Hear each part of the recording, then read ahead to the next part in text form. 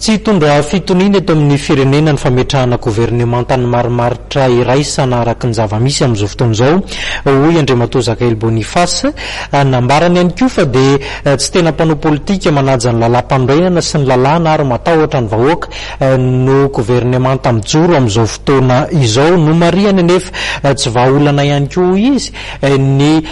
fihazakazahana mankany fifidianana toy izao ny faneho-kevitra ity mpanao politika ity.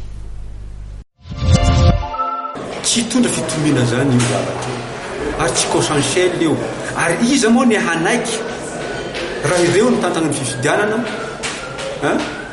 ka hanaiky fa hoe mangarahara ara-dalàna demokratika ny fifidianana ireo misy fatako an'io zavatra io zany dia misy olona ny fanarahana hanao fampandebaza mpahefana toa ny saiky netrety ny fitondrana ny mapara tamin'izany zany tamin'ny article 54 vokony zareo tao fa tsy hoe tonga saina nalainy zareo daholo ropera manaja aby tao amin'ny assemblée nationale io dia niongana zareo teo ary ny olona tsy tokony hoana amin'ny ropera manaja nonga tao zareo représentant le faritra tsy raikiraiky tamin'izao fotoana dia simba zany izy dia nanimba tena koa izy io dia